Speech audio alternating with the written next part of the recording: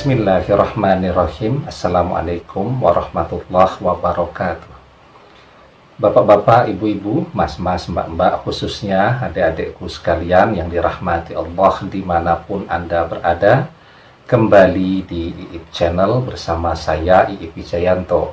Kali ini kita akan membahas tema buat mantanmu rekoso, selalu teringat kamu dan segera menghubungimu.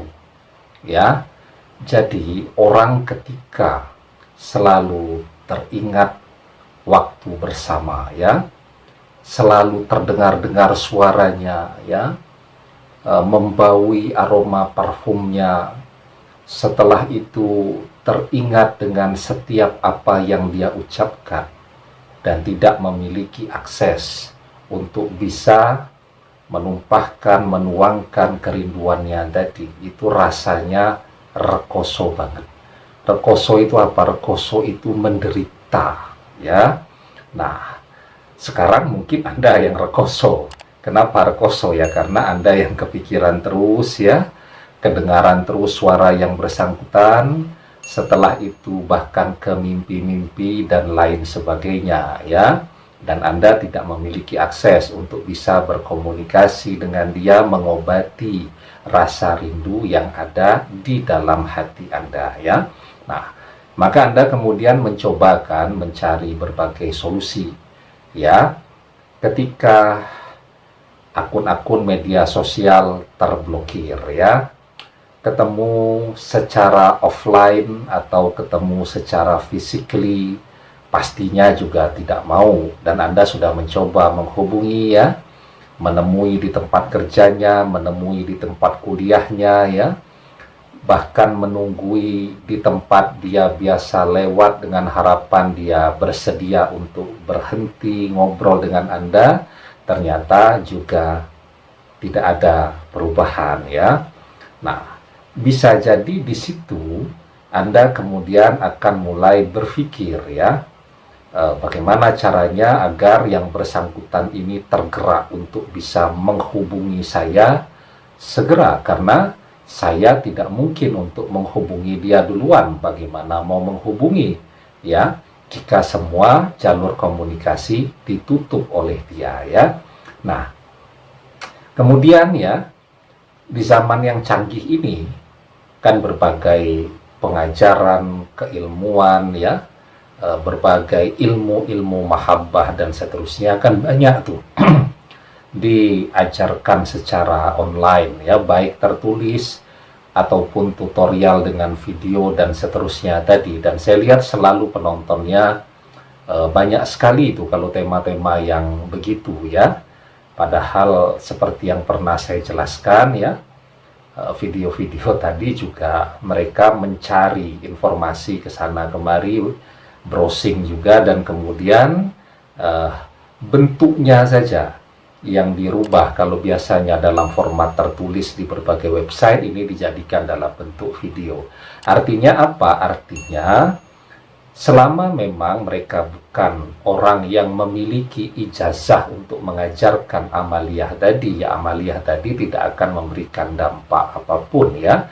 Karena dalam hal ilmu-ilmu seperti itu dibutuhkan transmisi keilmuan, ya. Nah, jadi, ya, bagaimana dengan usaha Anda, misal berdoa dan seterusnya, ya, atau Anda mencoba mempengaruhi yang bersangkutan dengan menggunakan kemampuan telepati yang ada pada diri Anda, ya. Kuncinya kembali, ya, kita bisa lihat, misal Anda menggunakan sebuah amaliyah, ya. Nah, saya gunakan yang gampang saja, ya. Ini ada pena, ya. Sebentar, ada pena lagi tidak? Oh, ada satu lagi. Pena, ya. Atau kita cari yang warnanya lain, ya. Nah, pena dan spidol, ya. Anda yang pena, mantan Anda adalah spidol, ya. Anda coba lempar sebuah amalan kepada dia untuk menarik dia kembali kepada Anda. Ya, dia tidak tergerak. Spidol yang warna ungu ini diam saja. Ya, kemudian Anda mencoba browsing lagi ya, berbagai keilmuan.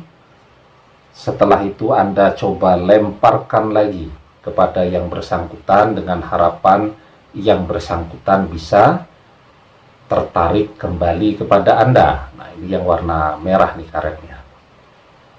Ya, yang bersangkutan tidak tergerak, bahkan bisa saja bergerak menjauh. Ya, Anda browsing lagi ya, setelah itu Anda lemparkan lagi sebuah amalan kepada yang bersangkutan ya, dengan harapan yang manalah yang kena ya. Semakin banyak amalan yang dilemparkan, maka harapannya ada salah satu yang kena lah. Ya, begitu. Apa kemudian bergerak? Tidak bergerak ya. Setelah itu yang bersangkutan bisa saja bergeraknya tambah menjauh sampai tali amalan ini putus. Ya. Tetapi ya bisa saja kemudian spidol ini kemudian atau mantan Anda ini kemudian bergerak mendekati Anda. Ya. Begitu. Siapa yang menggerakkannya? Bahkan Anda tidak usah pakai amaliyah yang macam-macam. Kita buang semua amaliyahnya tadi.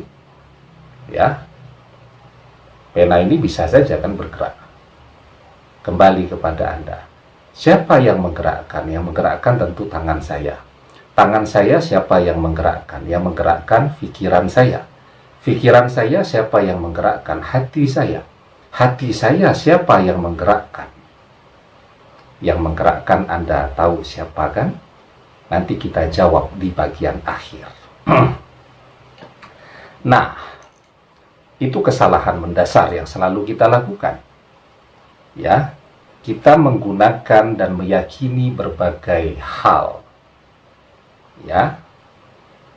Tetapi kita tidak pernah meminta ridho dari yang Maha Menciptakan.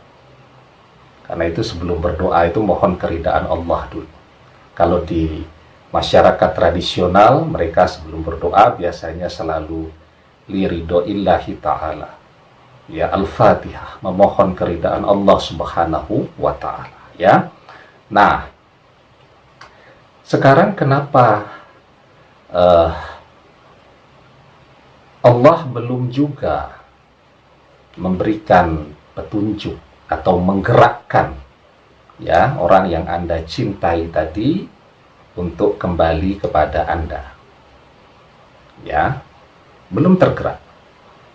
Yang harus kita evaluasi sekarang adalah ketika Anda punya masalah sebesar ini. Ya. Ini ya, warna pink ini. Ini baju saya warna kuning juga, kertasnya warna kuning. Anda berdoa, coba Anda evaluasi ya. Ini masalah ini cukup besar nih. Anda berdoa dengan kapasitas yang sebesar ini. Ya. Apa kemudian bisa tercover doa yang kita lakukan? Kan tidak. Apalagi kalau berdoanya ala kadarnya. Masalahnya sebesar ini, Anda berdoanya dengan kapasitas segede ini saja. Ya. Artinya apa? Artinya ya Anda cuman misal berdoa pas butuh saja. Ya. Dapat sebuah amalan, kata seorang ustadz, sebelum amalan ini dikerjakan, Anda sholat 5 waktu dulu. Nah, pas mau mengamalkan itu Anda sholat. Selesai 3 hari kok tidak ada perubahan, sholat Anda tinggalkan. Ya, ketika seorang ustadz mengajarkan amaliyah ini bisa dikerjakan dengan berpuasa 3 hari. Anda puasa tuh 3 hari, 7 hari pun dilakoni agar mantan bisa kembali. Tetapi puasa Ramadan Anda tidak kerjakan. Nah, itu seperti ini. Ya, ada masalah yang sebesar ini, tetapi Anda hanya bisa mengcover persoalan sebesar ini, sehingga masalah Anda tidak akan pernah bisa tertutup. Seperti halnya orang yang punya hutang. Kalau orang punya hutang segini, maka kerjanya segini. Apa hutangnya bisa terbayar? Masih punya banyak sisa hutang di sekelilingnya. Kalau dia punya hutang sebesar ini, maka kinerjanya harus dia tingkatkan sebesar ini, sehingga hutangnya bisa tertutupi semua, ya, plus masih punya sisa uang yang banyak. Artinya apa? Ya, kalau Anda punya masalah yang besar dengan mantan Anda, berdoanya jangan pelit-pelit, ya, berdoanya jangan ala kadarnya saja, apalagi sampai mengandalkan doa dari orang lain. Kalau kemudian masalahnya sebesar ini, Anda cuman berdoanya sesekali saja, ya, sholat yo tidak, maksiat yo tetap jalan terus, dan seterusnya, saya jamin insya Allah tidak akan terkabul, mantan tidak akan pernah kembali kepada Anda, ya. Tetapi ketika persoalan sebesar ini, Anda dekatkan diri Anda kepada Allah, ya, dengan kapasitas yang lebih besar dari persoalan yang Anda hadapi. Anda mulai dengan sholat sunat taubat, Anda bertaubat mohon ampun kepada Allah atas segala yang pernah Anda lakukan, dosa-dosa Anda juga yang pernah Anda kerjakan bersama mantan Anda. Anda luruskan niat Anda bahwa kembali itu betul-betul dalam rangka untuk taubatan nasuha, ya. Setelah itu sholat 5 waktu tidak pernah ditinggalkan. Anda tertib betul mengerjakannya. Niatnya dalam rangka mencari ridho Allah, bukan dalam rangka sekedar untuk mengejar mantan tadi, ya. Puasa Anda kerjakan, zakat Anda kerjakan, semua Anda kerjakan. Berbagai kemaksiatan Anda tinggalkan. Anda betul-betul jadi orang baik. Maka masalah mantan sebesar ini Anda tutup dengan usaha, doa, mendekatkan diri kepada Allah yang kapasitasnya sebesar ini. Insya Allah persoalan mantan Anda akan selesai. Karena apa? Seperti yang saya ceritakan tadi, yang bisa menggerakkan itu bukan amalannya.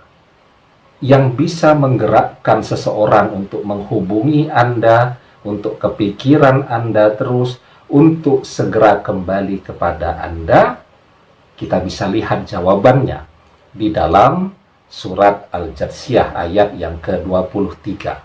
Allah Subhanahu wa Ta'ala berfirman, "Afara'aita man ittakhaza ilahahu hawahu wa adallahu Allahu ala ilmi wa khatama ala sam'ihi wa qalbihi wa ja'ala ala basyarihi khisawah faman yahdihi min ba'dillah afala tazakkarun."